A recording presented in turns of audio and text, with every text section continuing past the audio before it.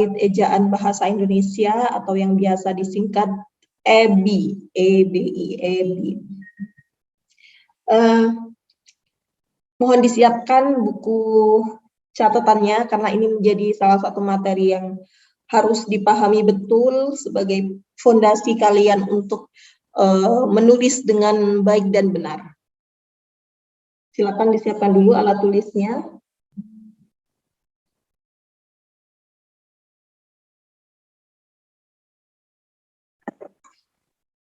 Saya akan langsung mulai. Oh ya, kita berdoa dulu deh sebelum perkuliahan ini kita mulai. Marilah kita berdoa sesuai dengan keyakinan masing-masing. Berdoa disilahkan.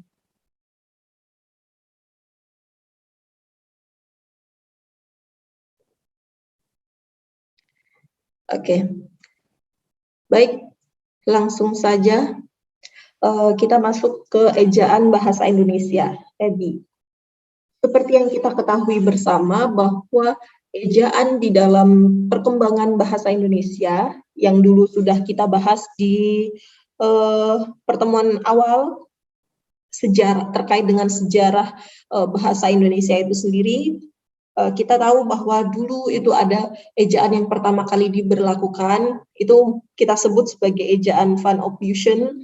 Van Ophuijsen ini merupakan nama dari salah satu pengamat bahasa di Belanda yang kemudian memerhatikan bahasa dan menjadi salah satu tokoh yang cukup penting di dalam perkembangan ejaan di bahasa Indonesia sendiri.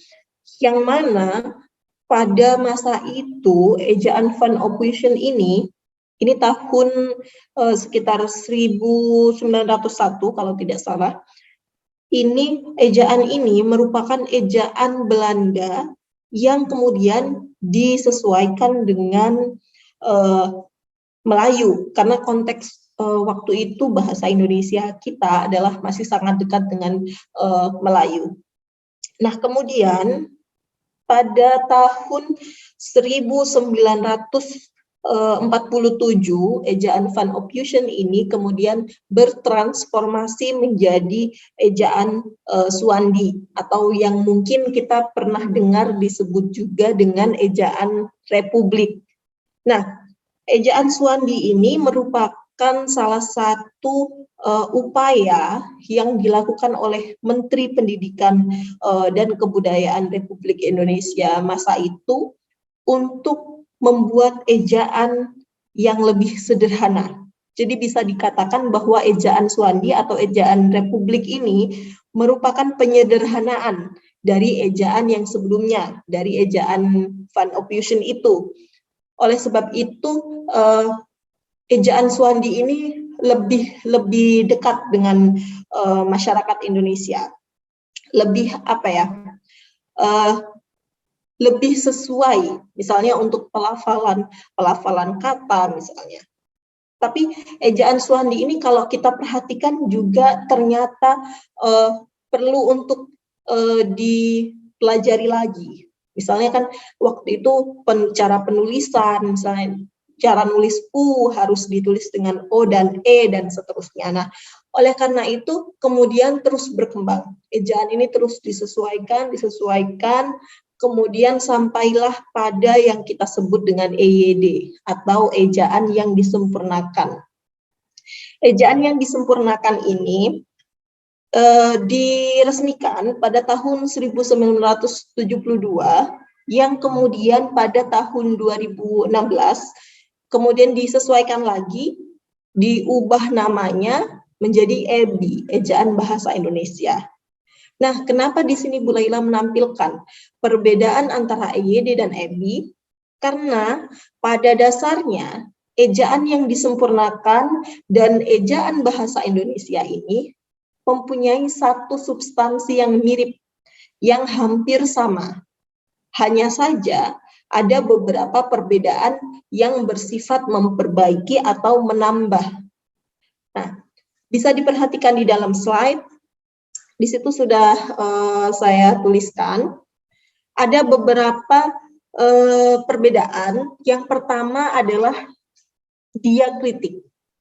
Diakritik ini maksudnya adalah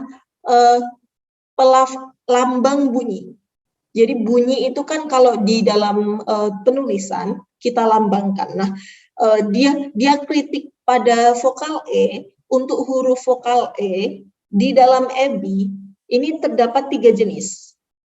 Padahal sebelumnya di dalam EYD itu hanya ada 2. Nah, bisa diperhatikan di dalam slide ada huruf E yang seperti ada pada kata kecap, E yang pada umumnya, kemudian ada kata ada bunyi vokal E pada kata emas yang lambangnya atau simbolnya adalah E yang terbalik, kemudian ada yang seperti angka 3 yang terbalik pada kata militer, ember, pendek, berarti E. Nah, itu menjadi salah satu perbedaan antara EYD dan EBI. Kemudian, yang kedua, perbedaan antara EYD dan EBI juga bisa kita temukan di dalam huruf diftong. Huruf diftong, oh ya, supaya kalian nggak bingung ya, saya akan berikan gambaran. Huruf itu ada beberapa macam yang secara umum dibedakan menjadi 4. Ada huruf vokal, ada huruf konsonan, ada huruf diftong, dan satu lagi ada huruf klaster. Atau klaster ini biasa disebut juga dengan konsonan yang berjejer, konsonan rangkap. Nah, kalau huruf vokal kita tahu ya, A, I, U, E, O. Kemudian huruf konsonan kita juga tahu ada B, C, D, dan seterusnya. Kemudian ada huruf diftong. Huruf diftong ini merupakan 2 buah bunyi vokal yang berada dalam satu suku kata. Seperti yang ada di dalam slide, bisa kalian perhatikan, di situ ada huruf diftong di bagian EYD, ada AI, AU, dan OI. Pada contoh, pandai. Nah, pandai. A dan I berjejer di dalam satu suku kata dai. Sehingga kemudian ada 2 suku kata yang pertama adalah pan, kemudian suku kata yang kedua adalah dai. Jadi sebuah susunan kata yang disebut pandai. Nah, antara A dan I itulah yang disebut dengan huruf diftong. 2 huruf vokal atau 2 bunyi vokal yang berjejer. Kalau di dalam masanya EYD, huruf diftong ini ada 3, A, I, A, U, U, I. Akan tetapi, pada masanya EBI, huruf diftong ini ada 4. Yaitu dengan adanya penambahan diftong pada E dan I, EI. Pada contohnya di situ di dalam slide ada kata survei. Kemudian yang ketiga, di dalam EBI itu juga terdapat penambahan aturan penulisan huruf kapital. Yang mana dulu pada masa EYD untuk menuliskan julukan itu tidak memerlukan huruf kapital. Contohnya di situ ada julukan Jenderal Kancil. Kalau di dalam aturan EBI, untuk menuliskan julukan ini, huruf pertama dari julukan itu harus ditulis dengan huruf kapital. Jadi untuk Jenderal Kancil, J dan K-nya harus ditulis kapital. Nah, ini yang keempat. Yang keempat ini untuk sesuatu yang bersifat menegaskan. Jadi ada penambahan aturan untuk huruf yang tebal, yang dicetak bold, tebal, untuk menegaskan sesuatu. Yang pertama, untuk menegaskan bagian tulisan yang sudah dicetak miring. Jadi, misal di situ ada ungkapan yang berasal dari bahasa ilmiah atau bahasa asing, bahasa yang belum diadopsi atau belum diadaptasikan ke bahasa Indonesia, jadi masih berupa bahasa asing, yaitu ora et labora, yang artinya adalah berdoa dan bekerja. Kemudian et atau konjungsi dan di situ mau ditegaskan lagi. Sehingga kemudian yang sudah tercetak miring itu harus ditebalkan atau dicetak bold. Itu untuk menegaskan sesuatu. Yang kedua juga untuk menegaskan bagian-bagian di dalam karangan, misalnya di dalam skripsi, di dalam judul buku, kemudian bab dan seterusnya. Itu penambahan di dalam EBI. Nah, selain 4 penambahan itu, mungkin bisa ditemukan perbedaan-perbedaan lainnya, nanti bisa dipelajari sendiri. Kita mulai masuk ke huruf kapital. Oke, jadi kan ada huruf kapital, ada huruf kecil. Nah, kita akan lihat bagaimana cara penulisan huruf kapital untuk menuliskan apa.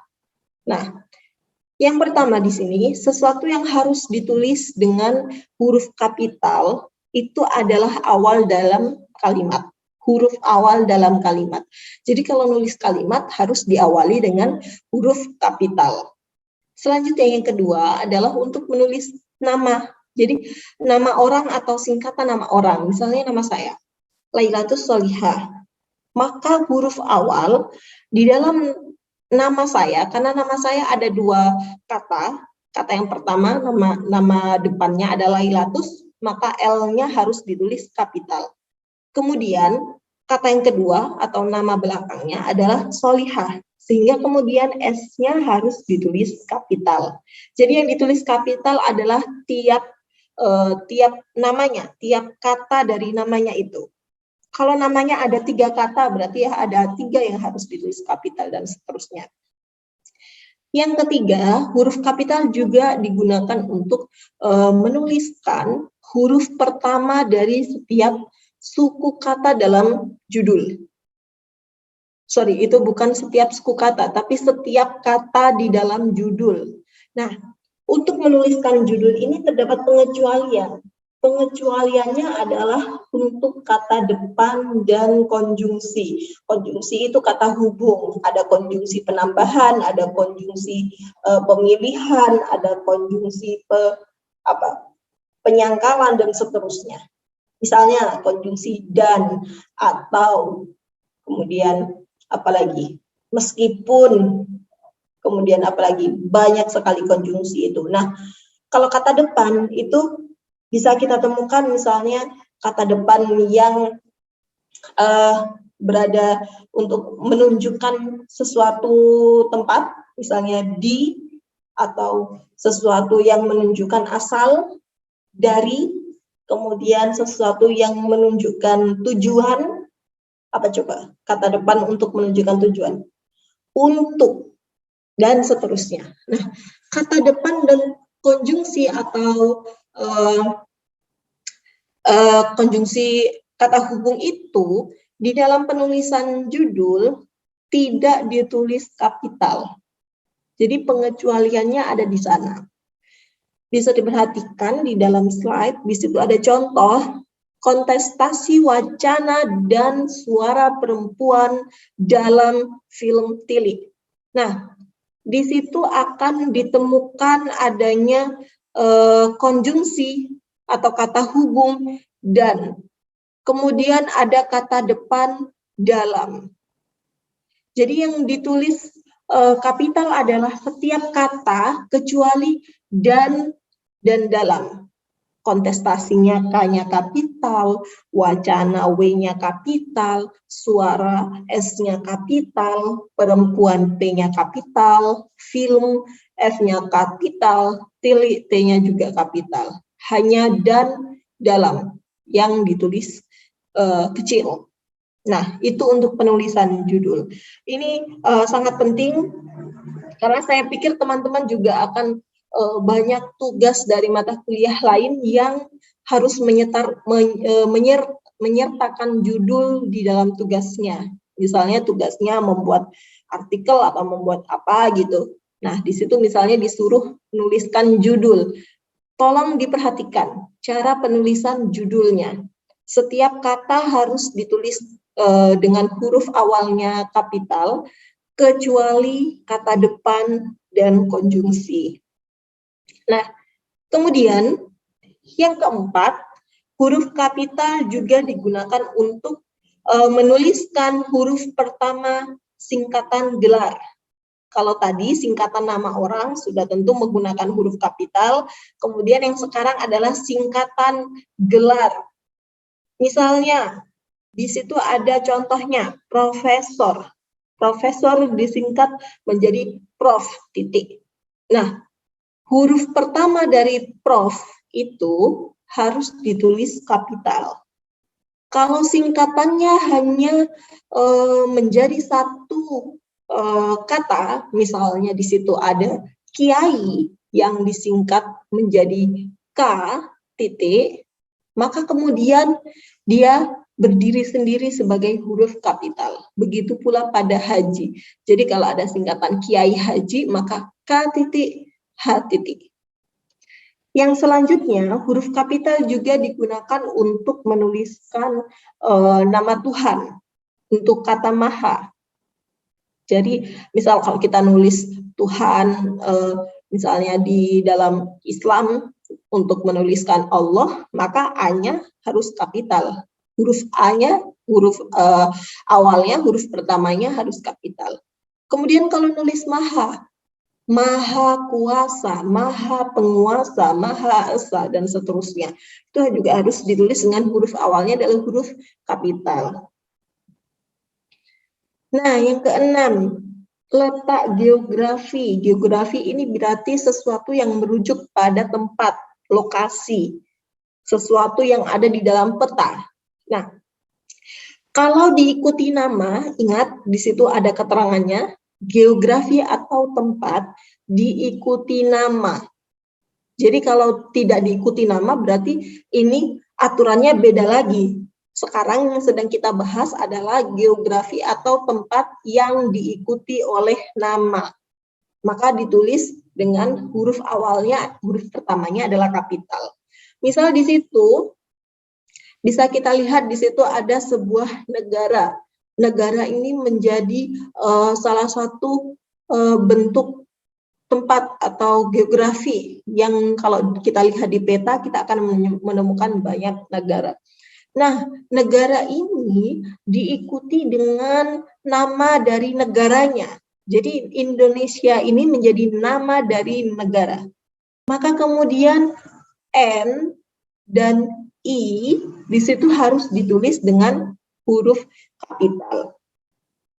Selanjutnya, contoh yang kedua. Ada kota.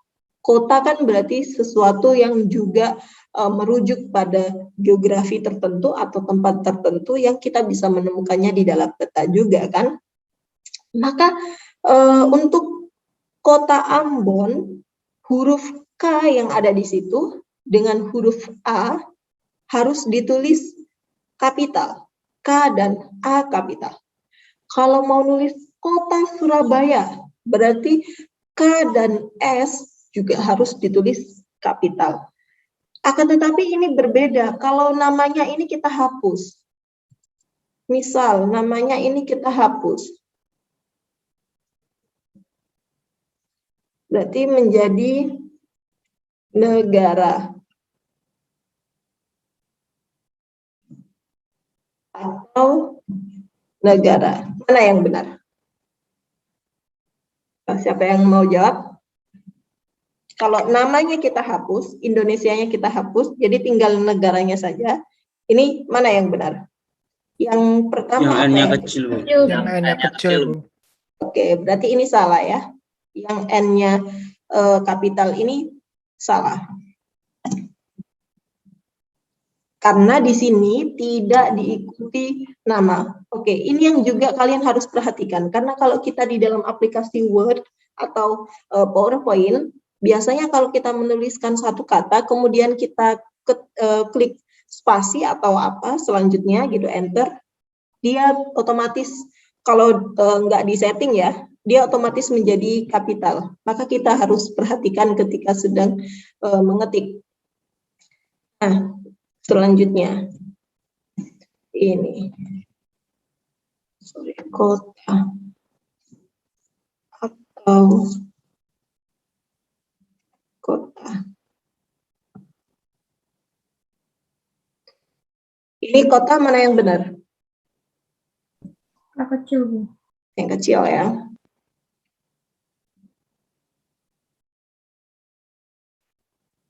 Dan seterusnya. Ini yang harus kalian perhatikan.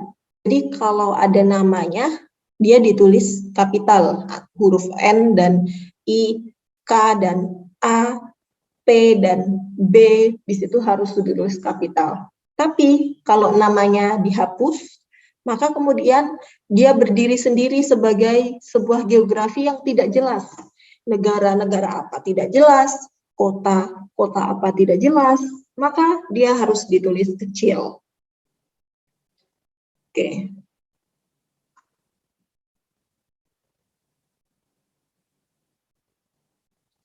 Selanjutnya, nama jenis. Jadi ada sesuatu yang mungkin kalau di dalam buah-buahan itu disebut dengan apa, kalau di hewan mungkin spesies gitu ya. Mungkin ini juga di dalam buah-buahan, hewan, dan seterusnya.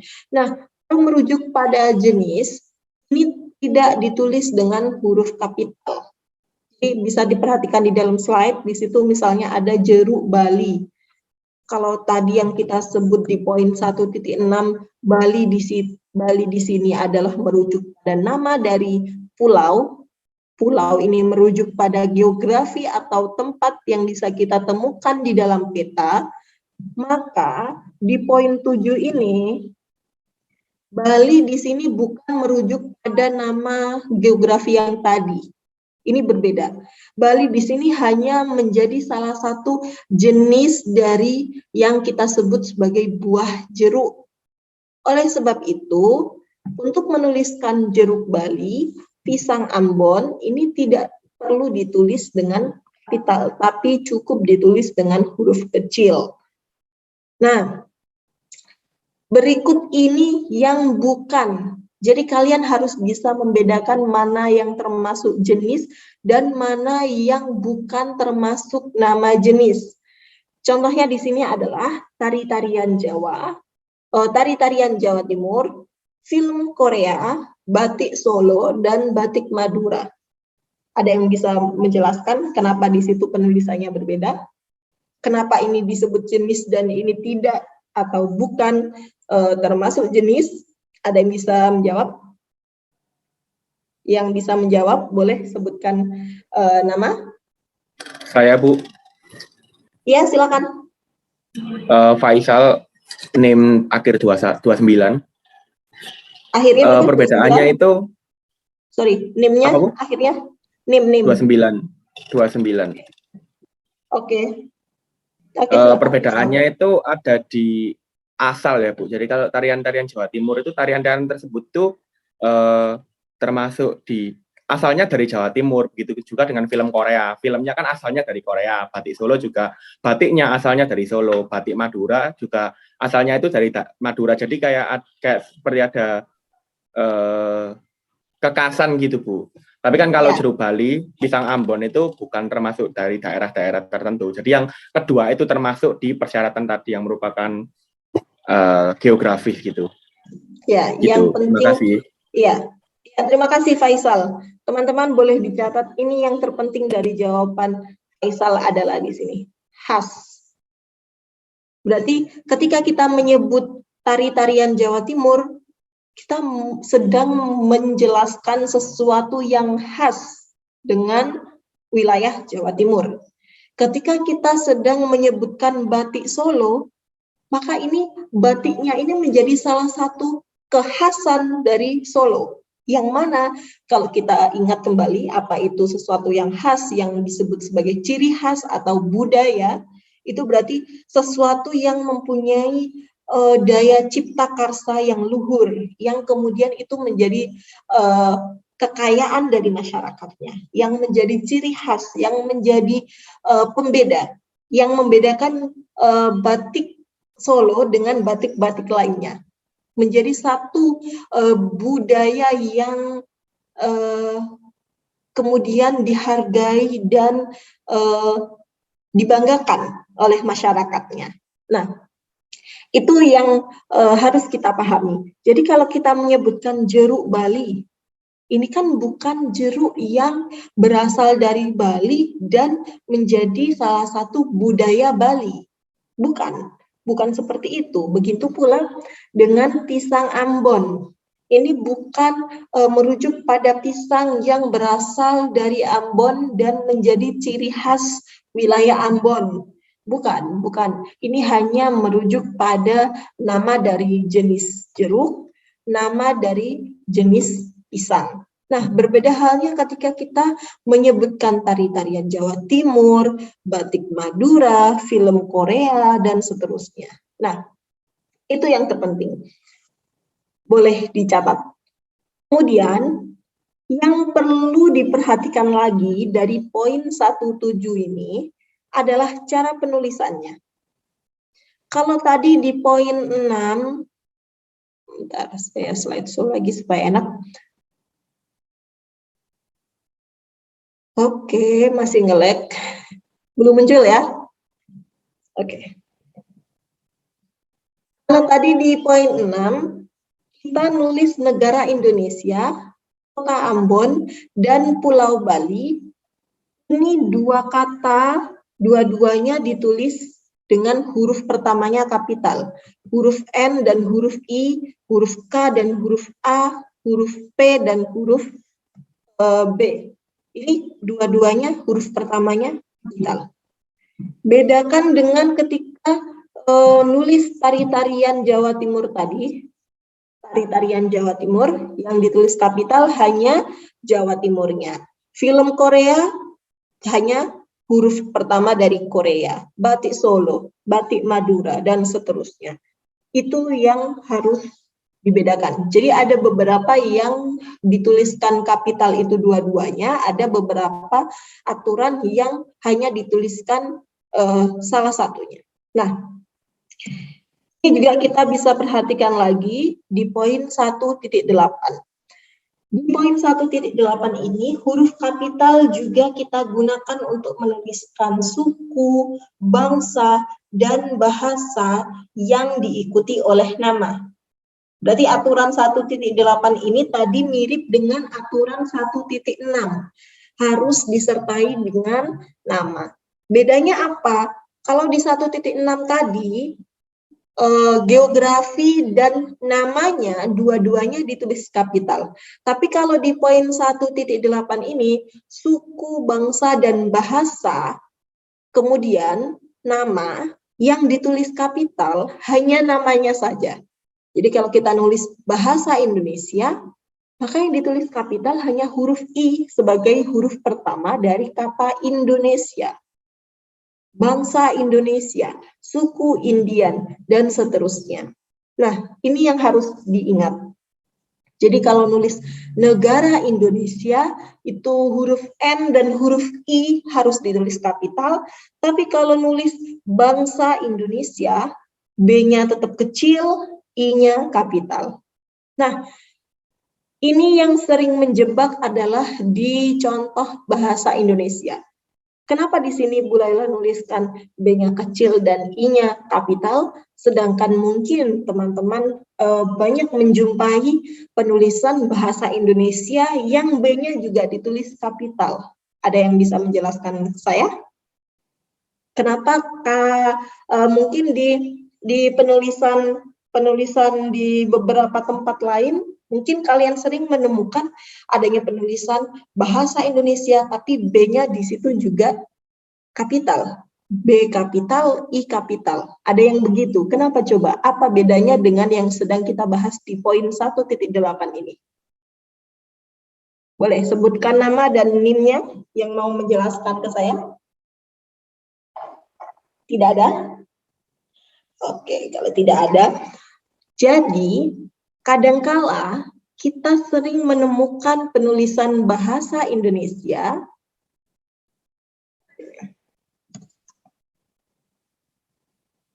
akan menemukan tulisan yang dua-duanya ditulis kapital, bahasa Indonesia. Nah, ini bisa terjadi, ini bisa terjadi untuk menuliskan sesuatu yang bukan merujuk pada bahasa yang diikuti nama ini. Tapi bisa jadi bahasa Indonesia yang B-nya juga ditulis kapital, ini adalah merupakan salah satu nama mata pelajaran, misalnya, atau nama mata kuliah, atau judul buku,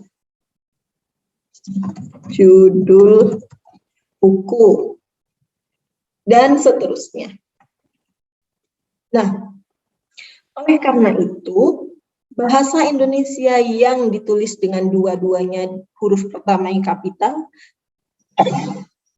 dengan bahasa Indonesia yang ditulis seperti pada contoh poin 1.8, ini merujuk pada dua bahasan atau dua pembahasan yang berbeda. Kalau kita sedang menyebutkan bahasa, nama dari suatu bahasa, maka kita harus menuliskannya dengan B yang kecil. Misalnya, saya punya contoh di sini.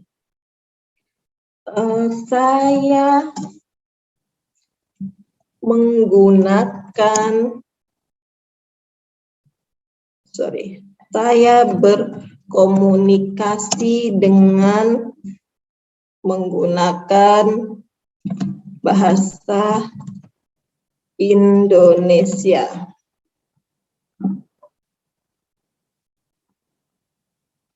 Jangan lupa kalau nulis kalimat, tadi sudah disampaikan di awal, huruf pertamanya ditulis kapital, dan ini juga yang penting, di akhir kalimat harus menggunakan tanda baca.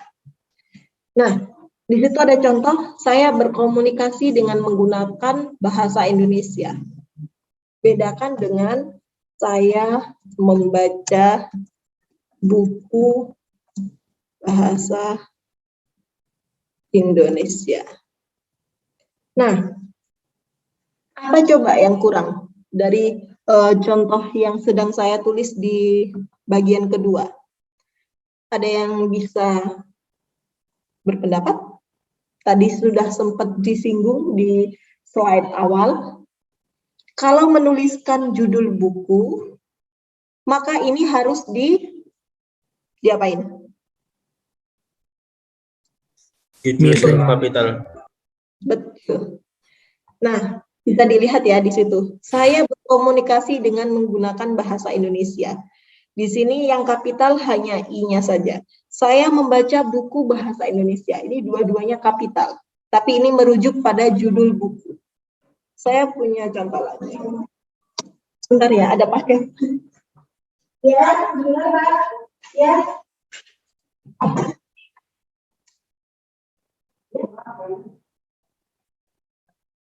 Ya, Bu. Oh, ya.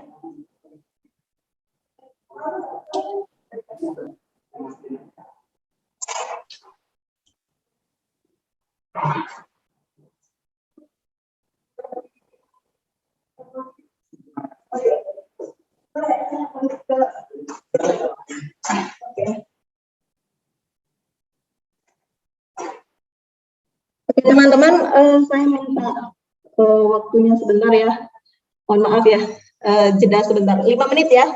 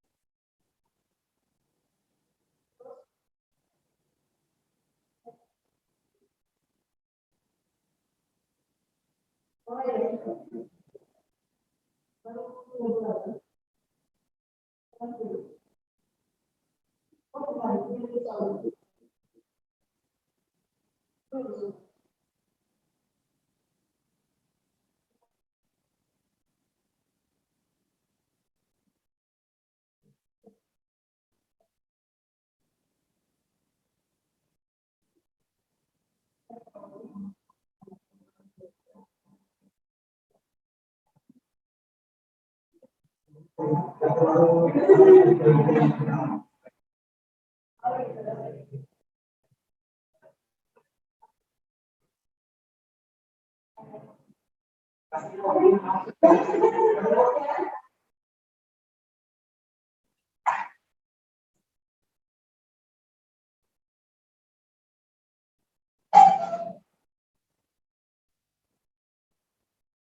teman-teman, kita lanjut lagi. Mohon maaf ya, tadi ada kiriman. Oke, saya punya contoh yang ketiga. Saya mengajar bahasa Indonesia. Nah, sekarang tolong diperhatikan dari 3 contoh itu. Nanti saya mau tanya bedanya apa dari ketiga contoh itu. Boleh diperhatikan sebentar, dibedakan kira-kira apa penjelasan kalian terkait 3 contoh tersebut. Oke.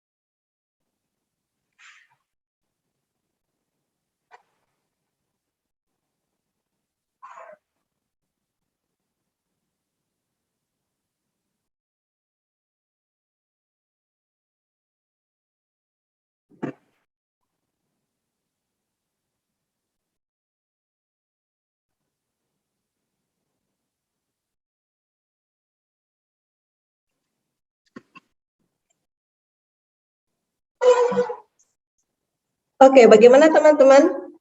Siapa yang mau bicara? Sebutkan nama dan NIM-nya.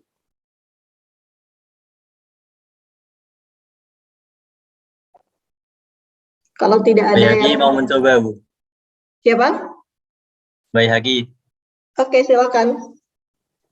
Yang pertama, saya berkomunikasi menggunakan bahasa Indonesia itu merupakan suku atau bangsa bahasa yang diikuti nama. Lalu yang kedua, saya membaca buku bahasa Indonesia adalah judul buku. Yang ketiga, saya mengajar bahasa Indonesia adalah mata pelajaran matkul, mata kuliah. Benar yang disampaikan Bayhaki ya teman-teman ya. Berarti kira-kira sudah bisa dibedakan antara cara penulisan bahasa Indonesia yang berbagai versi itu. Berarti kalian nanti tidak bingung lagi. Oke, saya anggap cukup terkait contoh ini. Sorry, tadi di poin 1.9 bisa diperhatikan di situ juga ada cara penulisan huruf kapital yang digunakan untuk menulis jabatan atau gelar kehormatan yang juga harus diikuti nama. Jadi kalau tadi di poin 1.8 juga harus diikuti nama, tapi yang ditulis kapital, yang ditulis kapital hanya namanya saja. Nama yang ditulis kapital, oke, biar kalian nggak bingung, saya garis bawahi di situ. Kemudian kalau untuk menulis jabatan atau gelar kehormatan, ini yang ditulis kapital adalah dua-duanya, nama dan jabatannya. Nah, kalau jabatan atau gelar kehormatan ini namanya bisa berupa nama orangnya atau nama instansinya atau daerahnya. Jadi ini ada opsinya. Jadi ini yang ditulis kapital adalah dua-duanya. Misal Gubernur Jawa Timur, maka yang ditulis kapital adalah huruf G dan Jawa Timur untuk huruf J dan T. Berarti 1.9 ini kita bisa lihat bahwa di situ juga mirip dengan 1.6 cara penulisannya. Ini saya garis bawahi untuk yang ditulis kapital.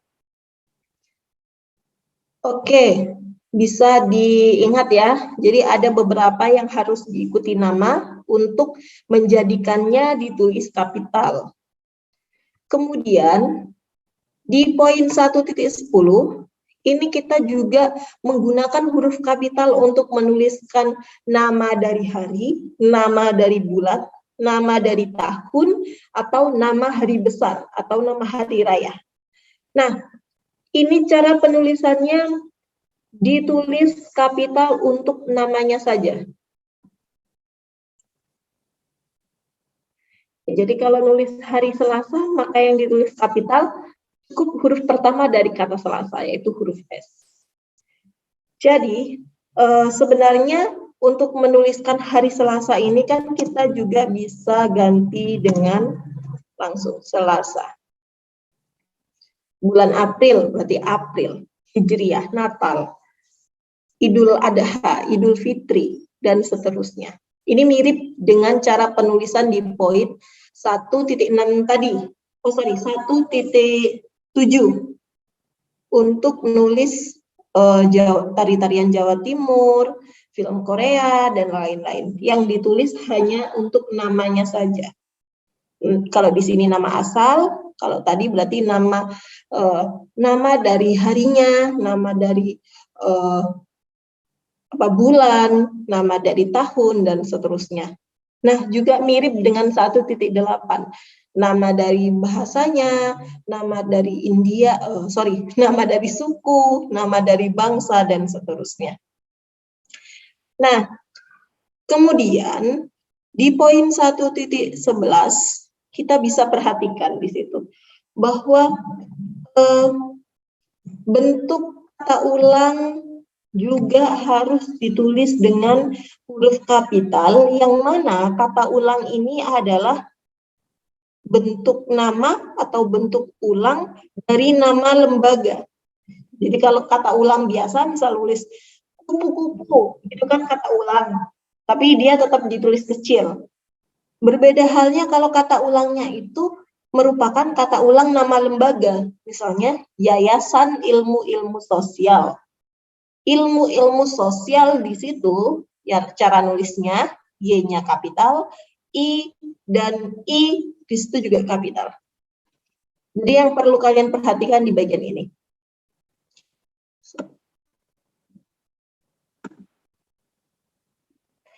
Ilmu-ilmu, ini yang disebut dengan bentuk ulang atau kata ulang. Karena ini Yayasan Ilmu-Ilmu Sosial ini adalah nama lembaga di sini, maka I yang kedua ini juga harus ditulis dengan kapital.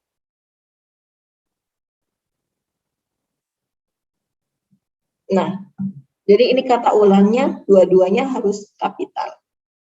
Itu untuk menuliskan nama lembaga. Oke, kemudian selanjutnya bisa dilihat di poin 12 untuk menuliskan sapaan. Jadi sapaan itu harus ditulis dengan huruf kapital, huruf awalnya, huruf pertamanya, huruf dari kata itu adalah kapital karena bersifat langsung. Jadi karena kita sapaan itu dasarnya adalah untuk menyapa, baik secara tertulis, tapi dia tetap diujarkan untuk menyatakan sesuatu yang langsung kepada sasarannya. Oke. Bisa diperhatikan di situ contohnya ya.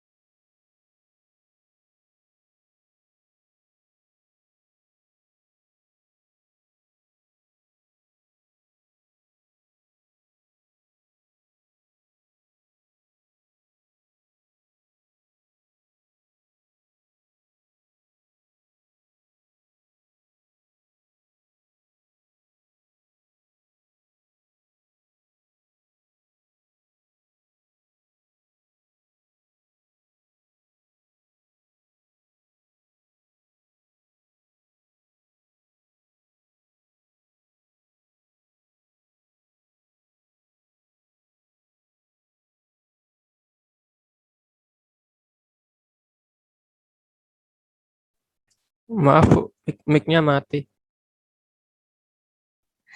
Sorry. Jadi sapaan itu sesuatu yang diujarkan secara langsung. Kalau di dalam penulisan kalimat, kita akan mengenal apa yang disebut kalimat langsung dan kalimat tidak langsung. Nah, penulisan sapaan ini juga banyak terjadi di dalam penulisan kalimat langsung, karena dia bersifat untuk menyasar seseorang yang diajak bicara di dalam teks itu. Contohnya di situ, atas perhatian Bapak atau Ibu, saya mengucapkan terima kasih. Ini biasanya di dalam teks pidato atau orasi. Bapak atau Ibu ini bukan bersifat Bapak Ibu yang secara umum, bukan. Tapi sudah jelas, Bapak atau Ibu yang dinyatakan di dalam kalimat ini sudah spesifik. Dia berarti kalau di dalam teks pidato, audiensnya itu sudah jelas. Bapak atau ibunya itu sasarannya sudah jelas. Begitu pula pada contoh yang kedua. Di situ ada tanda petik. Kalimatnya diapit dengan tanda kutip atau tanda petik, berarti itu menunjukkan jenis kalimat langsung. Apakah Bapak bersedia hadir malam ini? Maka kalimat langsung itu merujuk pada percakapan antara dua subjek atau lebih yang mana sedang bertanya jawab. Oleh karena itu, Bapak yang ada di dalam pertanyaan itu berarti Bapaknya sudah spesifik. Nah, itu yang disebut dengan sapaan. Dia menyasar seseorang yang sudah spesifik, yang sudah jelas orangnya. Oke, itu terkait penulisan sapaan.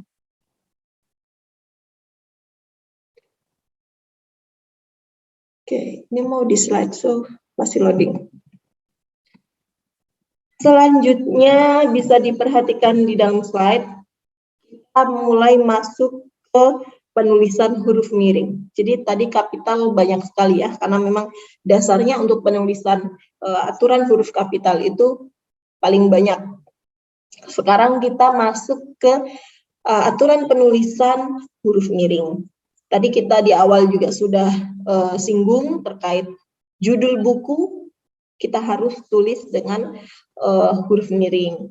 Kemudian di sini ada penambahan terkait cara penulisan judul buku atau surat kabar atau majalah, jurnal yang dikutip di dalam tulisan dan seterusnya. Nah, bisa diperhatikan di dalam contoh. Kalau untuk contoh pertama, itu merujuk pada nama majalah atau nama surat kabar, Kompas. Maka Kompasnya harus ditulis miring. Kemudian di contoh kedua, Hood, Benny, maksudnya ini adalah daftar pustaka. Benny Hood, karena daftar pustaka itu namanya harus dibalik. Kemudian kalau kita berdasarkan APA style, cara penulisan daftar pustaka yang merujuk pada APA, maka dia nama belakangnya ditulis di depan, Hood ditulis di depan, nama pertamanya, nama depannya disingkat. Jadi Hood, spasi B titik. Kemudian tahun, dan setelah itu adalah judul buku, semiotik dan dinamika sosial budaya. Nah, ini karena menjadi judul buku, maka harus dicetak miring. Kemudian di contoh yang ketiga, di situ ada Savitri. Ini daftar pustaka juga, masih mengikuti style yang sama, style daftar pustaka yang APA. Savitri, A, 2018, konstruksi maskulinitas dan femininitas dalam alih wahana filosofi kopi dari cerpen ke film dalam mozaik humaniora. Ini sangat kompleks. Ini ada banyak hal di dalam judul ini. Nah, ini adalah salah satu nama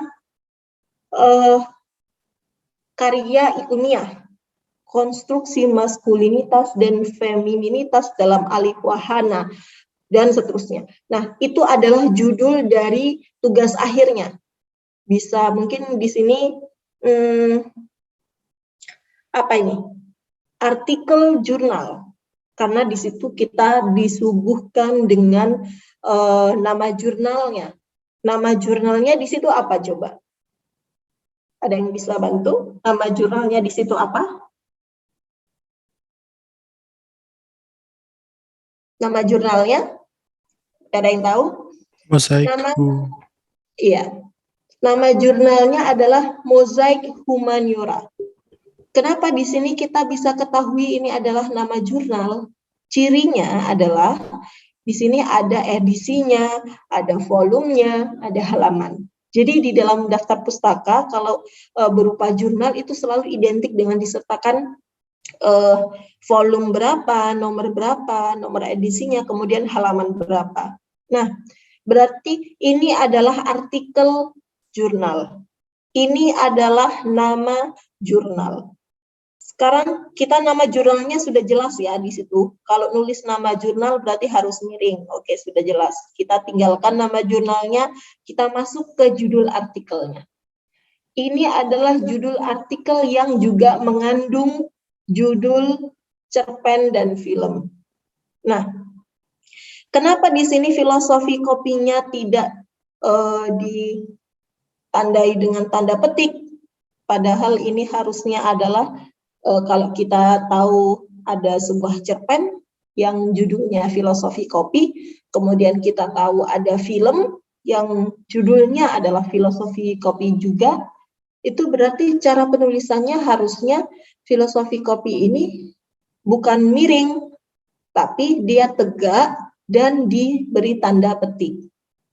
Itu kalau dia merujuk pada judul satu persatu, judul cerpen maupun judul film. Nah, bedanya kalian jangan terjebak. Di sini dia bukan menuliskan judul masing-masing dari cerpen dan film itu, tapi dia menuliskan alih wahana. Ini sudah menjadi satu bentuk karya yang beda lagi. Sehingga kemudian di sini filosofi kopinya ditulis dengan cetak miring. Dan yang terpenting, judul artikelnya ini, judul artikel jurnalnya ini tidak ditulis miring. Konstruksi maskulinitas dan femininitas dalam aliwahana filosofi kopi dari cerpen ke film ini tidak ditulis miring, tapi diapit dengan tanda petik. Itu yang harus kalian perhatikan. Ini artikelnya diberi tanda petik, ini jurnalnya dicetak miring. Itu yang harus kalian perhatikan untuk membedakan mana jurnalnya dan mana artikel jurnal. Karena jurnal itu satu kumpulan. Di dalam jurnal itu ada beberapa artikel-artikel jurnal. Nah, ini di sini filosofi kopinya miring, ini satu perilaku yang khusus karena ini merujuk pada aliwahana, maka itu bisa diabaikan. Yang terpenting harus kalian perhatikan itu tadi. Ditandai dengan tanda petik. Itu terkait artikel jurnal dan nama jurnalnya. Nah, huruf miring juga digunakan untuk menuliskan nama ilmiah. Seperti tadi, ora et labora. Itu termasuk bahasa ilmiah, bahasa Latin yang belum diadaptasi atau belum diadopsi, sehingga kemudian dia menjadi nama ilmiah yang masih asing, yang harus dituliskan dengan huruf miring. Bahasa asing dan bahasa daerah juga termasuk sesuatu yang asing, sehingga ditulis dengan miring. Selanjutnya ini untuk penegasan, ini di sini yang mau ditegaskan adalah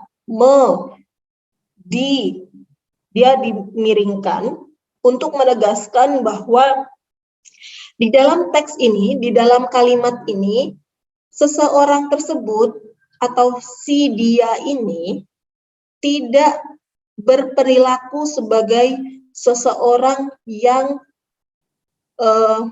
menipu, bukan sebagai subjeknya, bukan sebagai pelakunya, tetapi dia ditipu.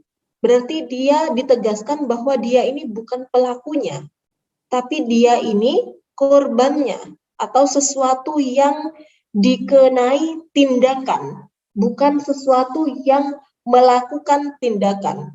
Oleh karena itu, imbuhan me dan imbuhan di ini dimiringkan.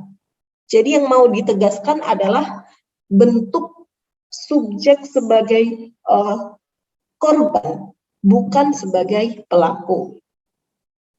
Nah, untuk tahapan-tahapan penelitian biasanya juga dimiringkan karena untuk menegaskan tahapan-tahapan. Ada yang tahapan pertama, kedua, ketiga, dan seterusnya.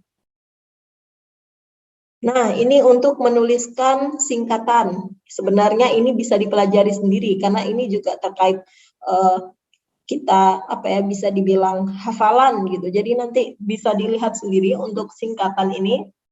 Ada untuk menyingkat nama orang atau gelar atau sapaan, jabatan, dan seterusnya. Kemudian ada cara untuk menuliskan singkatan nama lembaga, ada singkatan yang sudah lazim, maksudnya singkatan yang sudah lazim ini berarti sudah banyak digunakan, sudah umum, sudah sering ditemui. Kemudian ada cara menuliskan singkatan untuk lambang kimia atau satuan, ukuran, takaran, dan seterusnya. Nah, ada singkatan, ada pula akronim. Akronim ini berarti gabungan suku kata. Nah, bisa dilihat di situ cara menuliskan akronimnya. Ada yang dibentuk dengan huruf pertamanya saja, ada yang dibentuk dengan golongan suku kata dari nama lembaga tertentu, ada yang berasal dari gabungan suku kata bukan nama lembaga. Caranya bedanya apa? Di situ boleh diperhatikan. Kalau ini golongan suku kata nama lembaga, ini huruf awalnya ditulis kapital. Kalau gabungan suku kata yang bukan nama lembaga ini tidak kapital. Jadi bedanya ada di situ. Kalau nama lembaga kapital dan kalau bukan berarti tidak.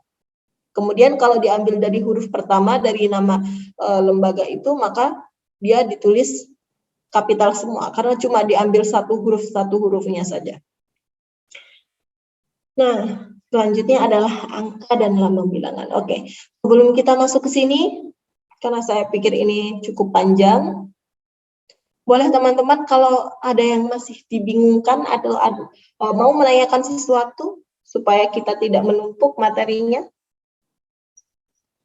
Boleh? Tidak ada? Tidak ada yang mau menanyakan Saya sesuatu? ingin bertanya, Bu. Iya, boleh, silakan Rizal. Tadi di slide yang awal-awal ada penegasan tapi tulisannya di bold yang ora et labora itu, Bu. Iya.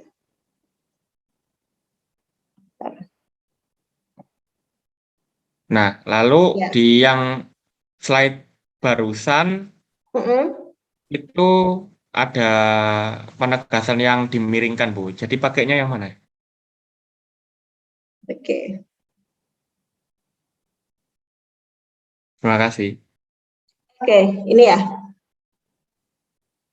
Iya, Bu. Oke. Terima kasih Faisal. Ini pertanyaan yang menarik. Teman-teman boleh diperhatikan, semuanya tolong diperhatikan.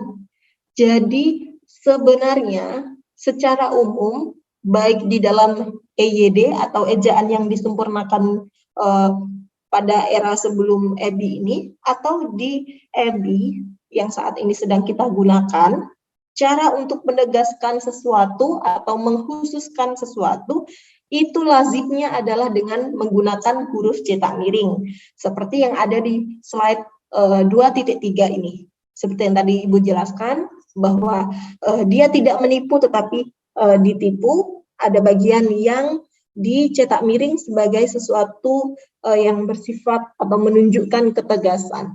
Nah, tadi Faisal nanya bedanya apa dengan yang di slide ini. Nah, sekarang kita perhatikan lagi. Di dalam slide poin 4 yang membedakan EBI dengan EYD ini, bahwa di dalam EBI ini ada penambahan sesuatu yang sudah tegas, sesuatu yang sudah diperlakukan secara khusus, kemudian mau diperlakukan lebih khusus lagi, maka dia tidak bisa double. Caranya adalah dengan memberikan perilaku yang baru. Maksudnya apa? Tolong diperhatikan di dalam bagian ini, bahwa ora et labora, ini ora et labora, awalnya adalah begini. Ora et labora.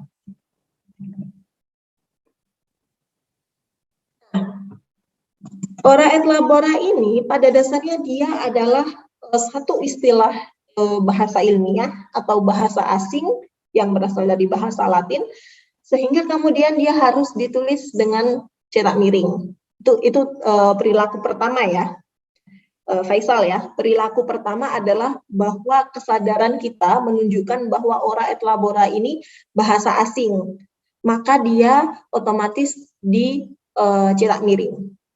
Kemudian di bagian selanjutnya, ora et labora ini dia sudah di sini harus diberi keterangan. Ora et labora ini asing. Istilah asing.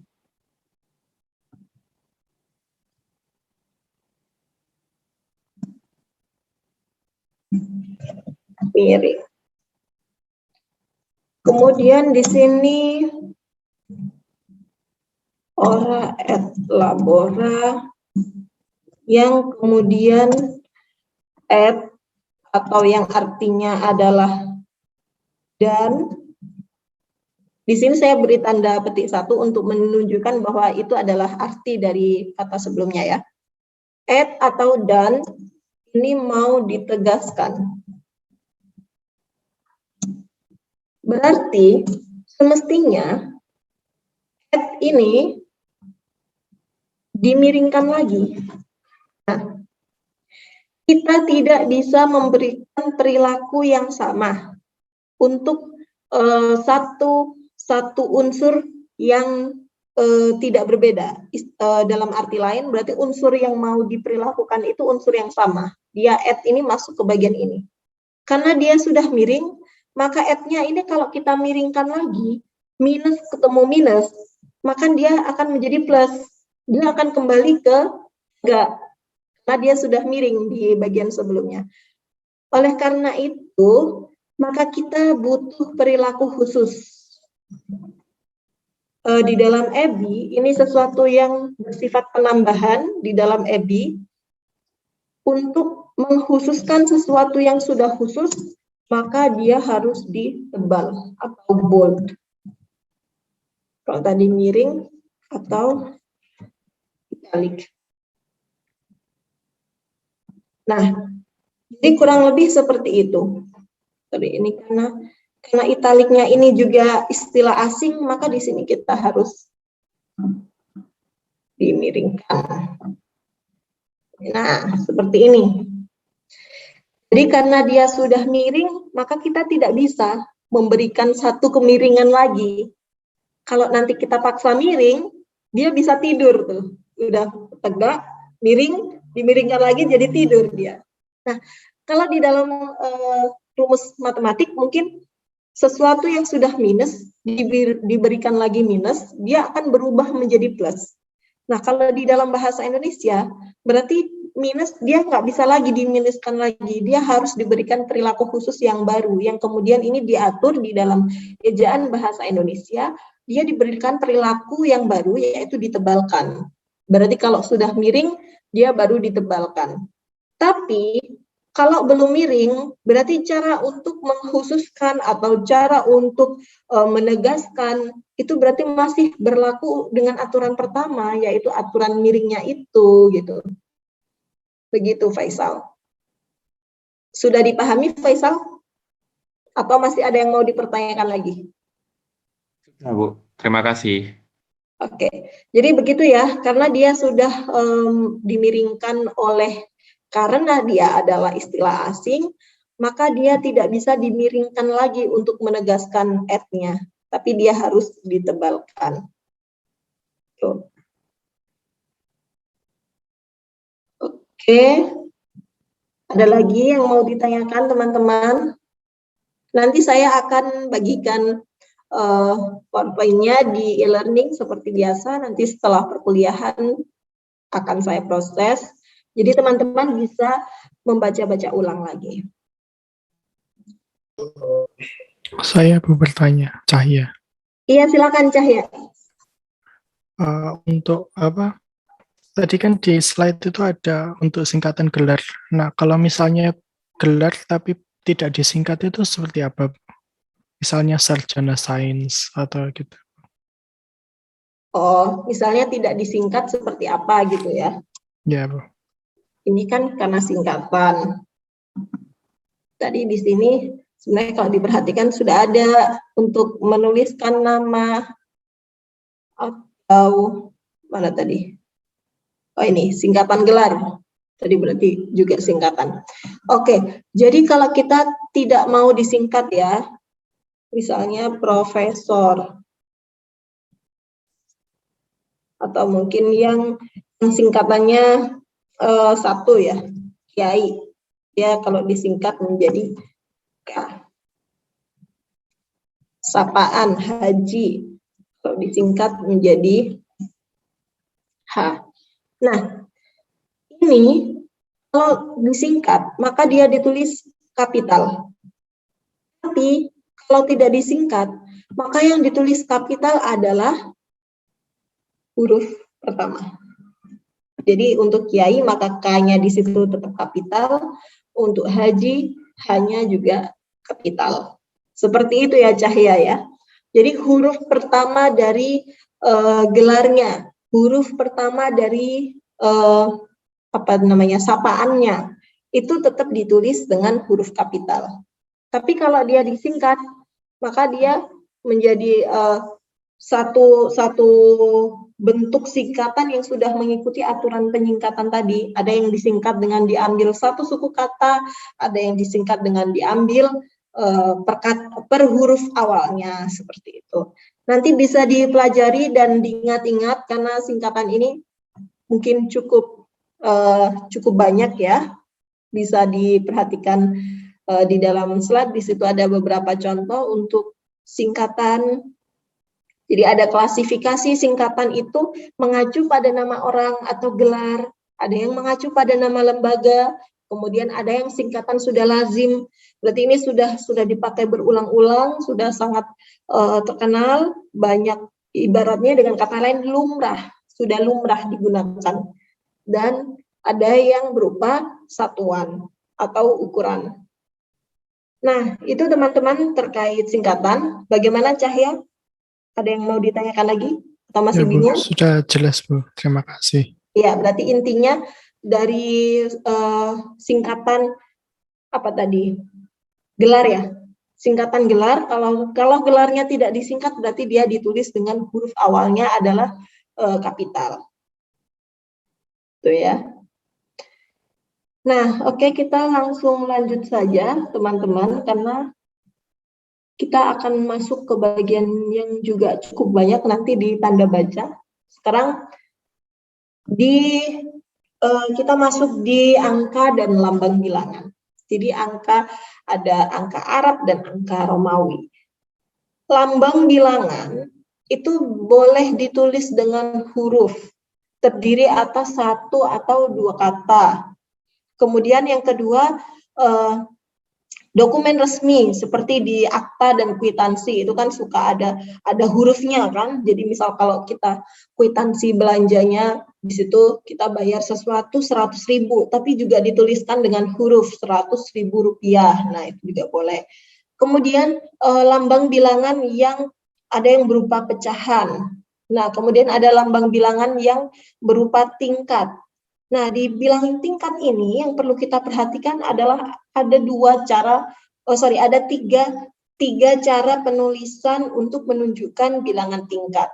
Yang pertama, kita menggunakan angka Romawi, bab ke-10. Jadi kalau di situ angka Romawi, maka kita bilangnya bukan bab 10, tapi bab ke-10. Kenapa? Karena 10 di situ, angka Romawi di situ, merujuk pada sesuatu yang bersifat tingkatan. Jadi, kalau nulis dengan angka Romawi, maka nulisnya bab 10. Kalau nulis dengan angka Arab, maka diberikan tanda ke strip. bab ke strip 10. Bukan langsung gini ya.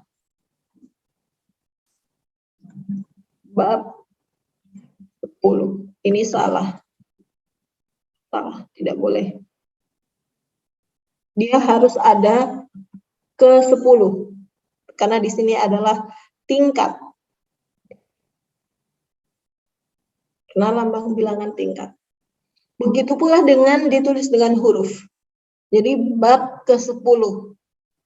Ini menjadi tiga bentuk cara penulisan untuk menyatakan lambang bilangan tingkat. Kemudian ada lambang bilangan akhiran. Nah, akhiran ini berarti ada an-nya. An-nya ini tidak bisa langsung digabung dengan angka atau lambang bilangannya itu, tapi harus digabungkan dengan tanda hubung atau strip. Jadi 50-an, maka 50 strip an. Itu cara penulisannya. Yang terpenting di situ adalah tanda stripnya. Kalau lambang bilangan tingkat tadi adalah kalau Romawi langsung, kalau angka Arab harus ada ke strip, dan kalau ditulis dengan huruf juga ada ke. Nah, selanjutnya di sini ada tanda baca. Banyak sekali ya tanda baca ini. Oke, bolehlah kita istirahat sebentar, 3 menit sebelum kita masuk ke tanda baca. Karena ternyata ini masih banyak sekali. Tapi saya berharap semoga di pertemuan ini bisa langsung selesai. Karena nanti di akhir saya akan memberikan hadiah untuk kalian sebagai oleh-oleh dari pertemuan kita pagi hari ini. Oke, nanti kita bertemu lagi 9.24. Kita istirahat 3 menit ya. Saya mau minum dulu. Oke.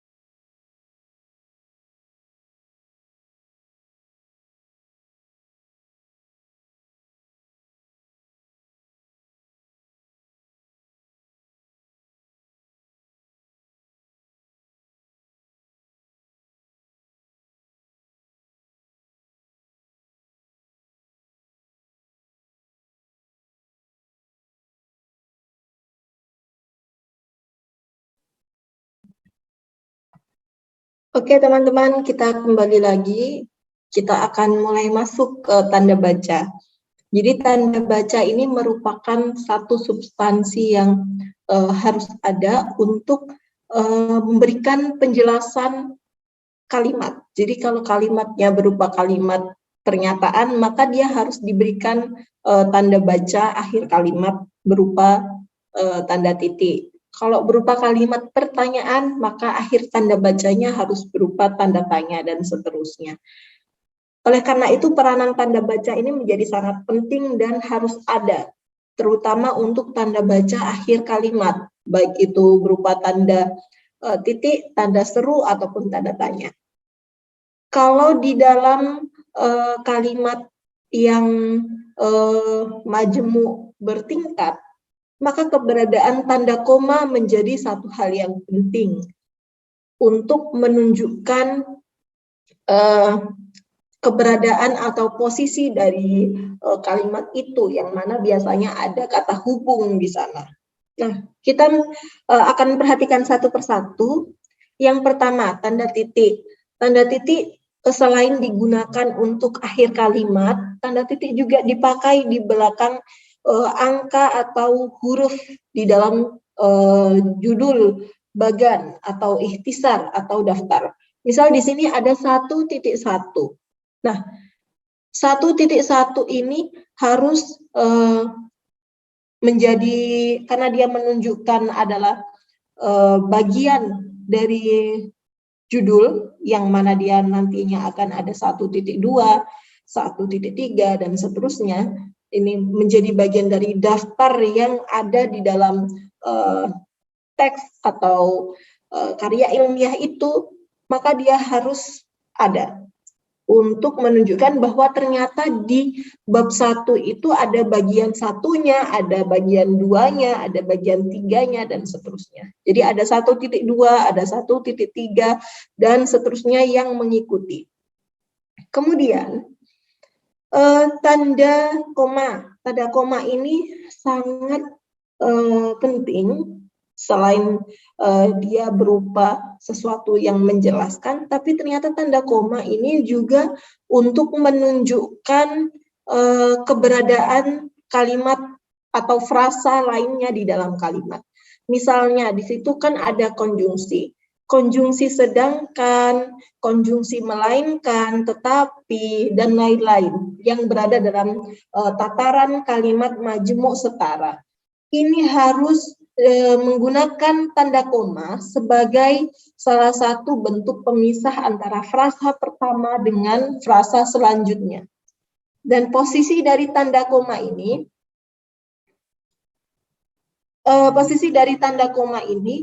berada atau diletakkan sebelum konjungsi. Jadi diingat-ingat ya posisinya sebelum konjungsi. Misal di situ ada contoh, angka kesembuhan pasien meningkat, koma, sedangkan angka kematian menurun. Di situ ada dua frasa. Frasa yang pertama adalah angka kesembuhan pasien meningkat. Frasa yang kedua adalah angka kematian menurun. Ini merupakan salah satu frasa yang dihubungkan dengan konjungsi sedangkan. Konjungsi sedangkan ini diawali dengan tanda koma. Jadi ingat-ingat ya, ada konjungsi sedangkan, melainkan, tetapi, ini harus menggunakan tanda koma di sebelumnya. Selanjutnya, tanda koma dipakai untuk memisahkan anak kalimat yang mendahului kalimat. Jadi kalau anak kalimatnya di depan, maka dia induk kalimatnya harus dipisahkan dengan tanda koma. Bagaimana cara kita menentukan mana anak kalimat dan mana induk kalimat? Perhatikan di situ ada konjungsi. Konjungsi karena jumlah kasus positif menurun. Ini menjadi salah satu penyebab.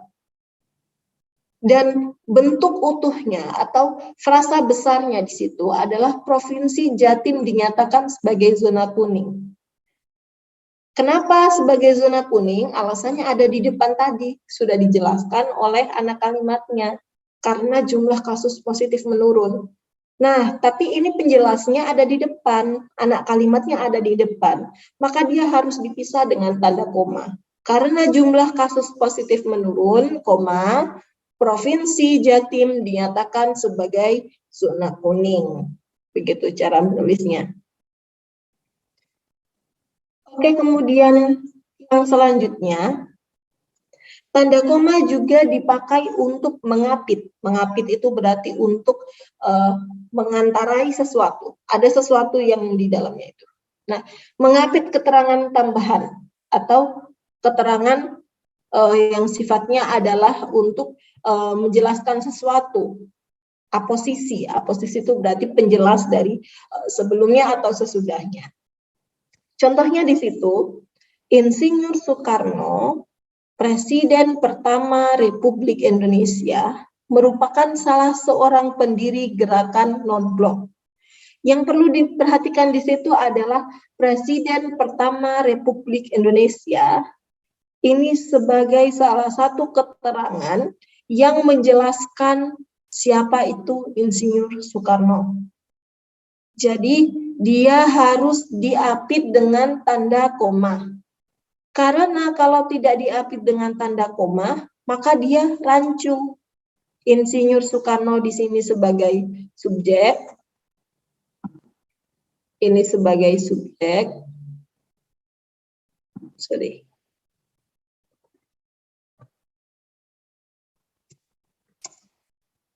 Di sini sebagai subjek, kemudian di sini kok nggak enak ya pakai huruf kecil.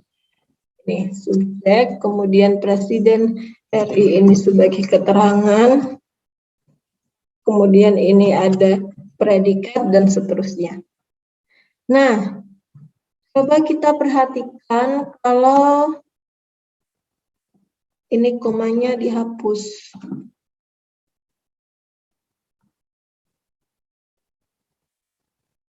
Nah, kalau begini subjeknya mana? Subjeknya mana? Subjek dari kalimat ini yang menjadi subjek mana?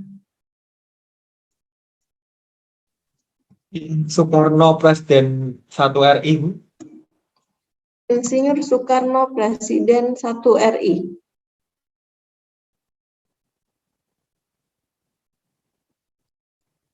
Begini ya.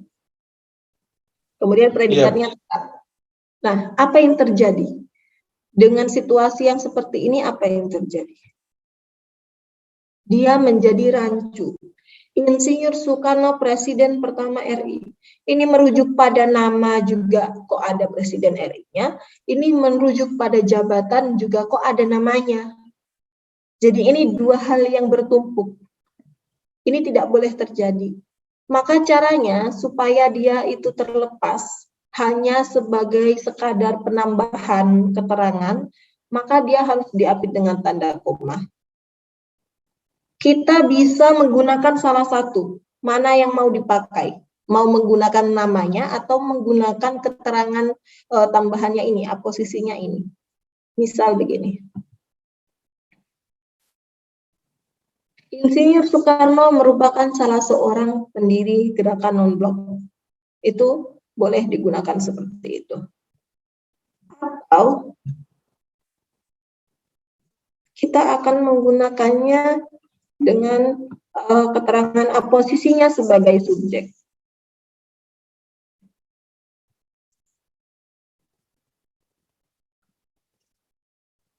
Presiden pertama RI merupakan salah seorang pendiri gerakan non-blok. Ini dari keterangan aposisi dia berubah menjadi subjek. Begini juga boleh. Nah, berarti di sini dia lebih fokus pada nama. Dia di sini lebih fokus pada jabatan atau status.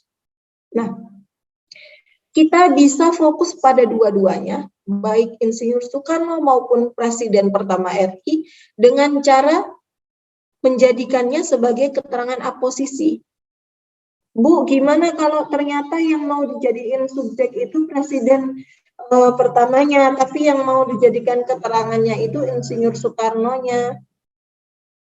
Ini yang mau dijadiin subjeknya ini. Bagaimana teman-teman? Boleh nggak? Boleh nggak begini? Presiden pertama RI Insinyur Soekarno merupakan salah seorang pendiri gerakan non-blok. Boleh nggak? Boleh. Boleh, benar. Jadi antara subjek dan keterangan posisi ini sebenarnya mengacu pada satu hal yang sama. Tapi dia mempunyai keterangan yang bertambah. Sehingga dia bisa saling menggantikan. Kalau mau digunakan salah satunya boleh, kalau mau digunakan dua-duanya meskipun dibolak-balik juga boleh. Gitu ya. Oke. Saya kembalikan ke contoh awalnya. Oke, biar nggak terlalu banyak, biar nggak bingung. Selanjutnya, koma itu juga digunakan untuk di belakang keterangan yang terdapat pada awal kalimat. Jadi supaya ini tidak salah baca, supaya tidak ambigu, maka keberadaan koma ini hanya untuk memisahkan kalimat inti dengan keterangannya. Kalau tadi keterangan aposisi itu sesuatu yang bersifat menggantikan, kalau keterangan yang dimaksud pada poin selanjutnya ini adalah keterangan tambahan yang tidak bisa menggantikan, tapi dia hanya menjelaskan satu kondisi tertentu.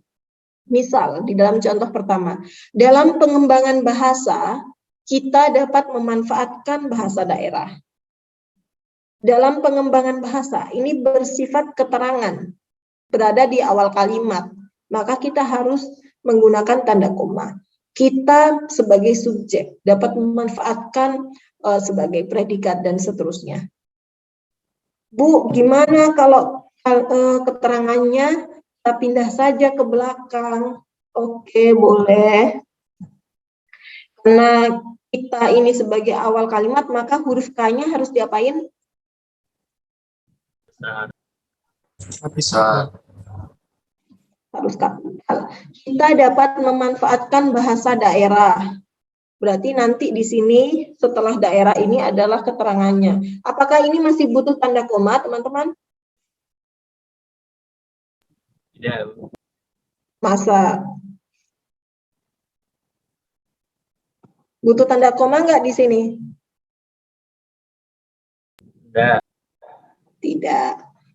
Karena keterangan yang di poin ini, tanda koma dipakai di belakang keterangan yang terdapat pada awal kalimat, supaya tidak salah baca. Nah, kan ini keterangannya sudah mau kita pindahkan di belakang, jadi tanda komanya sudah tidak perlu lagi.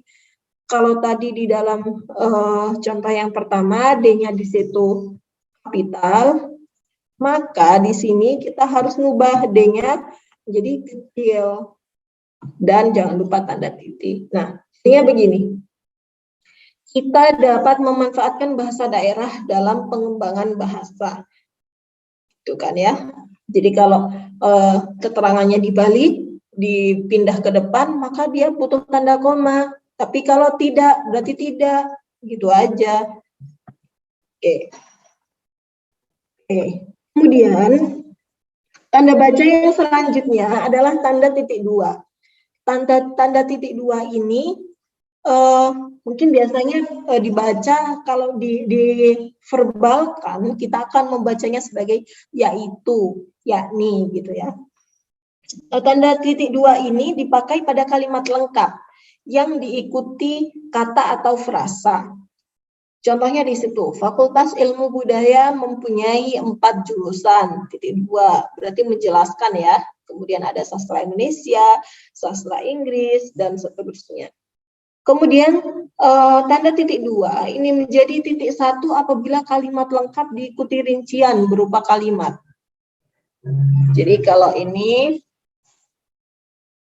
tanda titik 2-nya di sini ya, yang dijabarkan 4 jurusannya itu apa saja dijabarkan. Ada sastra Indonesia, ada sastra Inggris, ada ilmu sejarah, dan ada sastra Jepang. Di sini titik 2-nya tetap. Kemudian ini titik 2-nya harusnya di mana? Hal yang menyebabkan karyawan itu dipecat ialah sebagai berikut. Pada dasarnya, di sini titik ini adalah titik 2. Tapi karena dia diikuti oleh kalimat lengkap, yang dimaksud kalimat lengkap itu di poin A, poin B, dan seterusnya. Ini kalimat lengkap.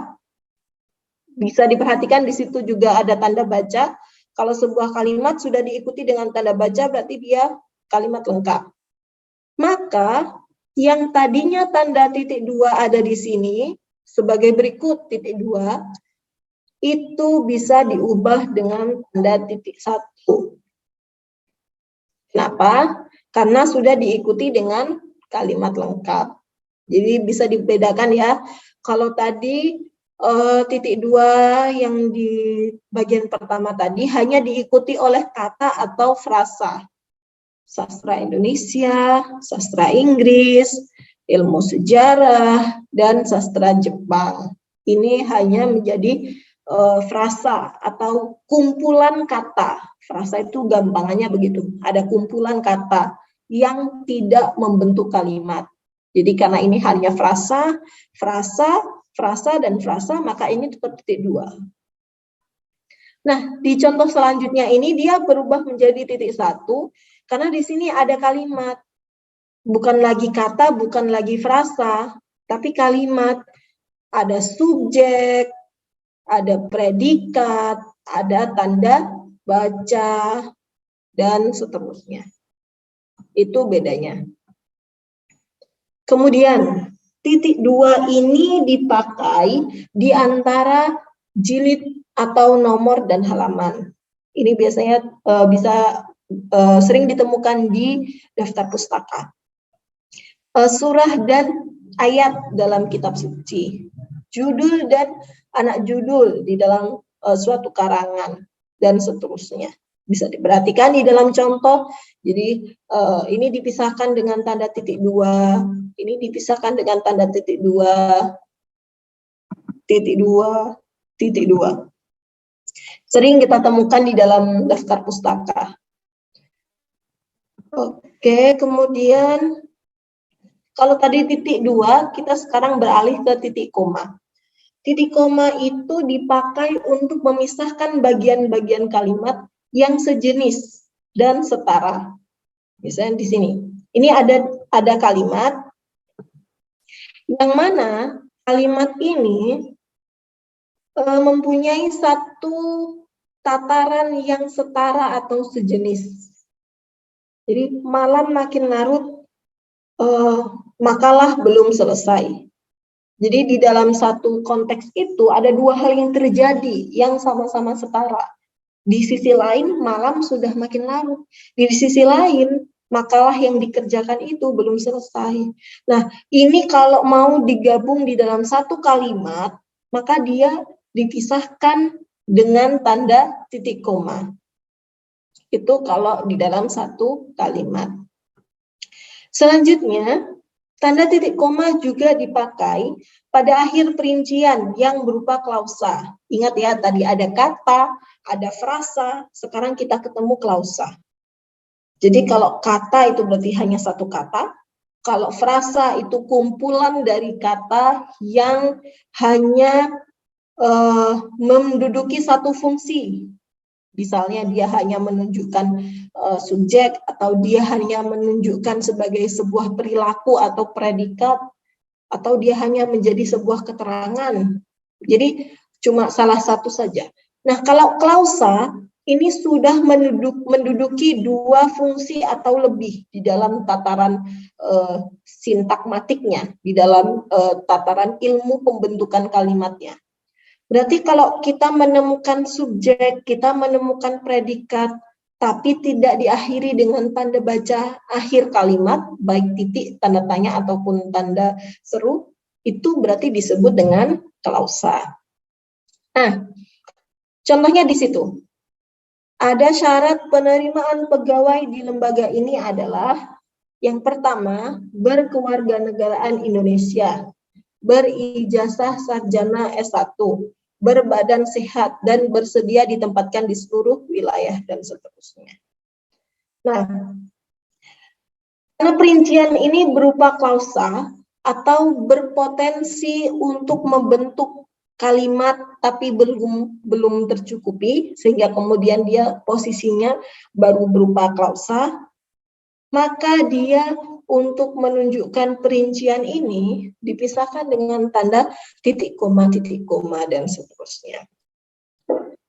Selanjutnya, titik koma juga dipakai untuk memisahkan bagian-bagian perincian dalam kalimat yang sudah menggunakan tanda koma. Ini logikanya sama seperti tadi, sama seperti yang ditanyakan Faisal tadi, yang ora et labora. Sudah miring, kemudian ditegaskan lagi, dia tidak bisa diperlakukan secara sama. Dia tidak bisa dimiringkan lagi, tapi dia harus diberikan perilaku baru, yaitu dengan ditebalkan. Nah, pada bagian ini, bagian pemerincian yang sudah menggunakan tanda koma, dia tidak bisa lagi menggunakan tanda koma, karena dia sudah ada tanda koma di situ. Maka selanjutnya tanda koma itu, keberadaan tanda koma yang versi keduanya harus digantikan dengan tanda titik koma. Bisa perhatikan di dalam contoh A, B, dan C di situ pemilihan ketua sudah ada tanda koma, sekretaris koma, dan bendahara. Nah, untuk memerincikan antara poin A, poin B, dan poin C, di sini tidak bisa lagi menggunakan tanda koma di sini, di bagian itu yang saya sedang tandai dengan kursor itu. Di situ tidak bisa lagi menggunakan tanda koma, karena di sini sudah ada koma sebelumnya. Maka harus menggunakan titik koma. Bisa diperhatikan di dalam contoh yang paling bawah, ada ibu membeli buku, pensil, dan tinta, baju, celana, dan kaos, pisang, apel, dan jeruk. Ada yang mau berpendapat terkait contoh ini? Kenapa di situ diperlakukan tanda koma dan titik komanya seperti itu? Apakah ada pendapat? Ada yang mau berpendapat? Kenapa sesuai dengan jenis buku? Ya, siapa namanya? Sebutkan nama dulu ya. Farel, Bu, nomor 35.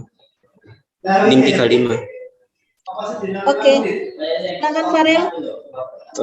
Itu dikelompokkan sesuai dengan jenis atau barang-barang sesuai dengan kebutuhan, misalnya kebutuhan untuk ATK ada buku pensil dan tinta, untuk garmen itu ada baju, celana, dan kaos, dan juga untuk buah-buahan ada pisang, apel, dan jeruk. Iya, Dan dipisahkan dengan titik koma. Betul, Farel. Terima kasih, Farel. Iya ya, teman-teman, benar ya yang disampaikan oleh Farel. Di dalam contoh ini ada pemisahan yang menggunakan tanda koma dan ada yang menggunakan tanda titik koma. Tanda titik koma digunakan untuk memisahkan satu klasifikasi tertentu dengan klasifikasi lainnya.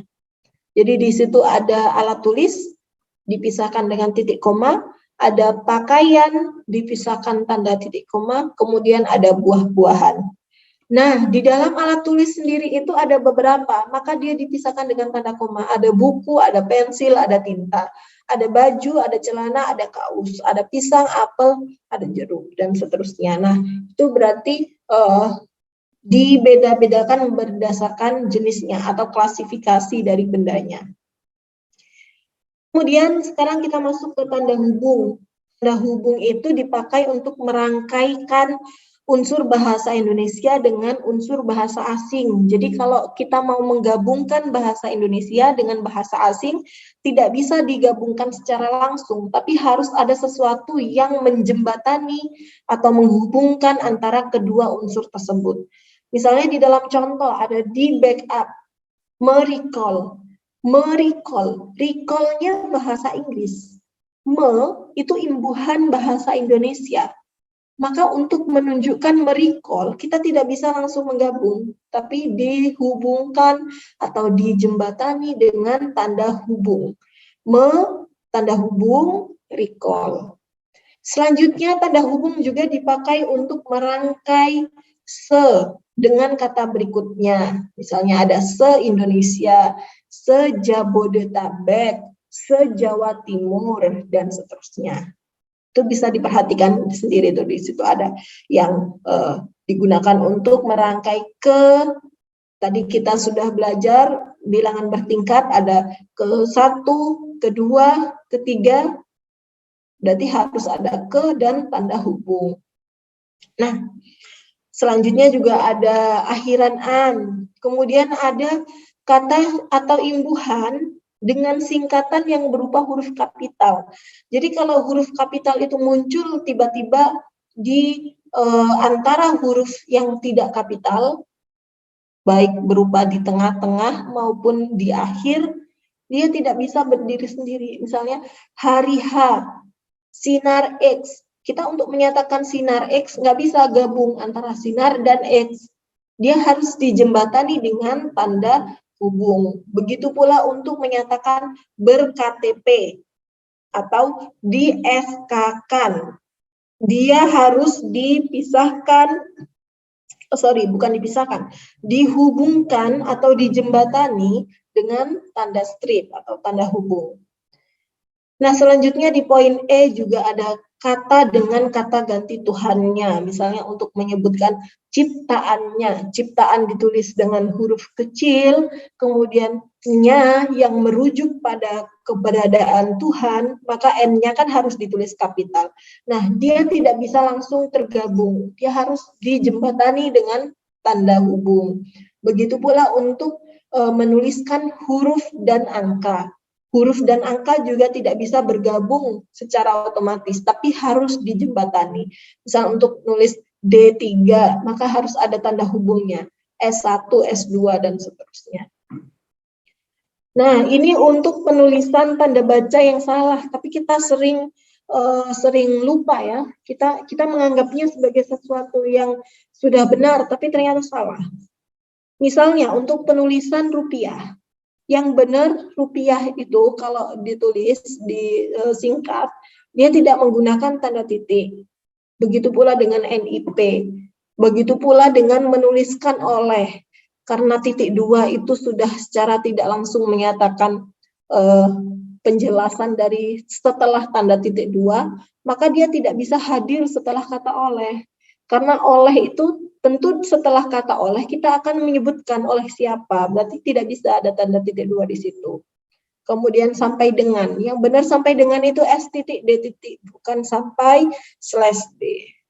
Tuh. Nah, ini untuk pembentukan kata, ini bisa dipelajari sendiri. Ada penghilangan bunyi yang ada di tengah-tengahnya itu. Kemudian ini penyesuaian, ini lebih ke bagaimana cara untuk menyerap ya. Jadi ada beberapa penambahan dan pengurangan. Kalau tadi dharma ada pengurangan, kalau ini tampil ada penambahan. Oke. Nah, ini yang penting. Ini sering diabaikan tapi menjadi sesuatu yang penting. Ini yang kita sebut tadi di awal sebagai kata depan. Kata depan di dalamnya termasuk di, ke, dan seterusnya. Nah, tapi yang sering terjadi menjadi sebuah kesalahan yang lumrah atau kesalahan yang fatal tapi sering dilakukan banyak orang untuk menuliskan di antara yang digabung dan dipisah. Coba kita ingat diri masing-masing deh. Selama ini kalau suka nulis di, masih suka bingung nggak mana yang harus dipisah, mana yang harus digabung. Nah, ini berarti kita harus perhatikan. Caranya gimana supaya kita sadar gitu. Mana yang harusnya dipisah, mana yang harusnya digabung. Maka kita harus ketahui dulu. Di yang sedang kita tuliskan itu adalah di berupa kata depan atau di berupa imbuhan. Itu dua hal yang berbeda dan mempunyai cara penulisan yang berbeda. Sehingga kita harus tahu. Ketika di itu sebagai kata awalan atau imbuhan yang mana dia akan membentuk sebuah bentuk pasif dari imbuhan me.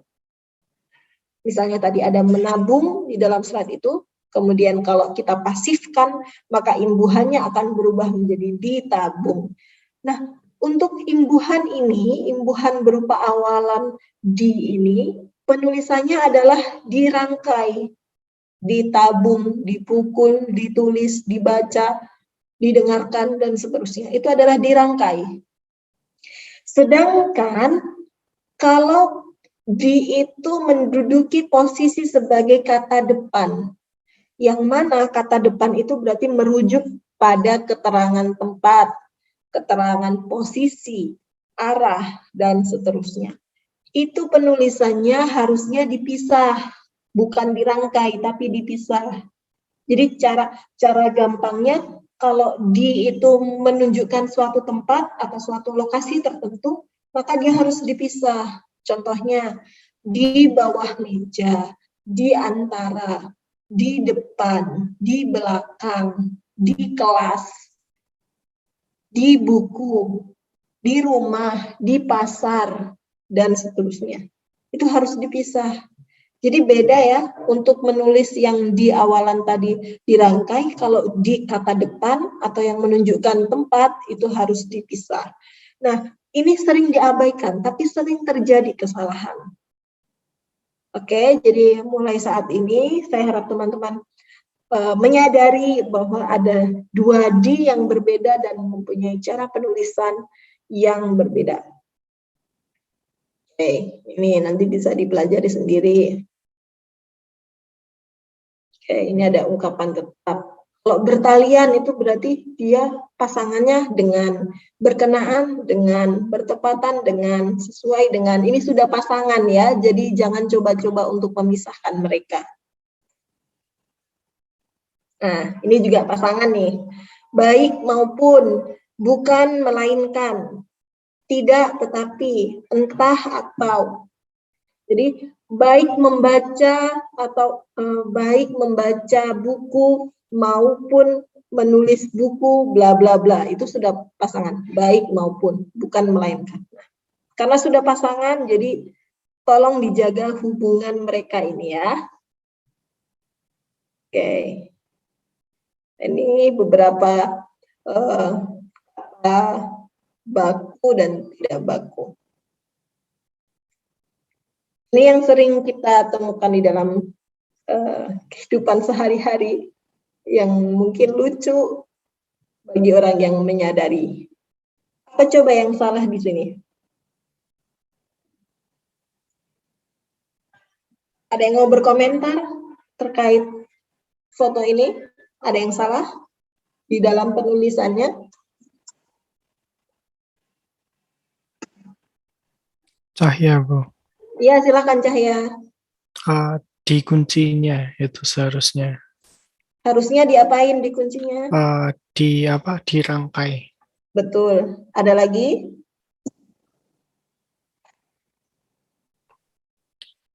Di luar. Harusnya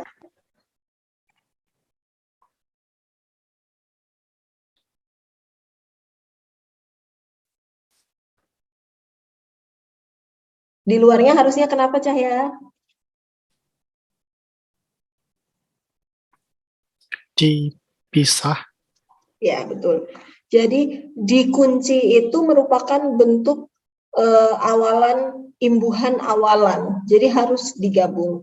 Kalau di luar itu menunjukkan satu posisi. Di luar tanggung jawab, berarti posisinya dia di luar tanggung jawab. Maka dia harus dipisah. Benar sekali, Cahya. Terima kasih. Kemudian ini, ada lagi yang lain yang mau berkomentar? Tadi Bu, Iya, silakan. itu Bu, di tulisan di sini itu dipisah Bu. Oke, harusnya dipisah. Ya, Radif, nomor NIM-nya berapa? 22 Bu. 22, oke. Di sini, D-nya harusnya dipisah karena dia adalah kata depan yang menunjukkan satu lokasi atau satu tempat. Tapi lucu juga ya ini ya, jangan kecelakaan di sini, rumah sakit jauh. Ya siapa pula yang mau kecelakaan? Oke. Nih. Ada yang mau berkomentar? Ini sudah ditandai sih, jadi yang lain juga pada tahu ya. Senin, harusnya Senin, kemudian Jumat, di situ ada apostrofnya yang dilingkari itu. Ada yang mau berkomentar?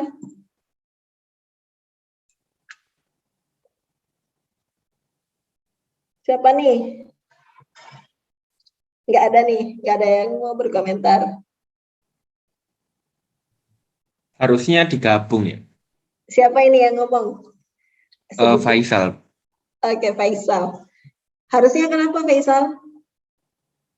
Karena fotokopi ini itu sebenarnya satu kesatuan, Bu, bukan dua kata gitu. Jadi foto sama kopi gitu. Foto dan kopi harusnya digabung. Menurut Faisal begitu ya? Ya karena awalnya istilahnya dalam bahasa Atun kan ya gitu, fotokopi gitu nggak dipisah, Bu. Oke. Jadi ketika diterjemahkan juga gitu. Ya, benar. Yang disampaikan Faisal, fotokopi itu dia satu kata yang harusnya itu tergabung. Tapi di dalam foto yang ada di dalam slide itu kan dia terpisah. Tapi ada satu lagi tuh di situ. Satu lagi. Coba Faisal perhatikan lagi. Ada yang aneh nggak? Satunya istilah bahasa Indonesia, satunya istilah bahasa Inggris. Betul. Harusnya kalau bahasa Indonesia ya KOPI aja. Iya, betul. Nah, itu. Jadi kita tidak bisa serta-merta menggabungkan ya. Tapi mungkin kalau ini untuk fenomena ragam bahasa anak Jaksel ini menjadi sesuatu yang biasa, menggabung-gabungkan antara bahasa Indonesia dengan bahasa Inggris. Tapi kalau kita sedang berada di dalam konteks membicarakan bahasa Indonesia yang baik dan benar, ini menjadi sesuatu yang sangat salah. Selain karena fotokopi ini merupakan satu kata yang harusnya tergabung, selain itu juga dia kalau menggunakan bahasa Inggris ya konsisten aja bahasa Inggris. Kalau mau bahasa Indonesia ya konsisten aja bahasa Indonesia gitu. Fotokopi, FOTOKOPI harusnya begitu ya. Oke, terima kasih Faisal. Nah, ini juga Terima hadiah kasih, dari Bu. saya nih. Ada hadiah dari saya untuk pertemuan hari ini. Nanti saya akan share PPT-nya supaya kalian juga bisa mengerjakan oleh-oleh dari kelas ini. Dan silakan dikerjakan di Word. Nanti nama filenya ditulis nama dan NIM-nya, kemudian bisa dikumpulkan di e-learning. Saya sudah buka ruang untuk pengumpulannya di e-learning, nanti bisa dikumpulkan di sana dalam bentuk Word. Nah, ini contoh penamaan filenya supaya nanti saya gampang kalau ngoreksi. Jadi nama dan NIM-nya. Oke, ini bisa nanti kalian perhatikan sendiri.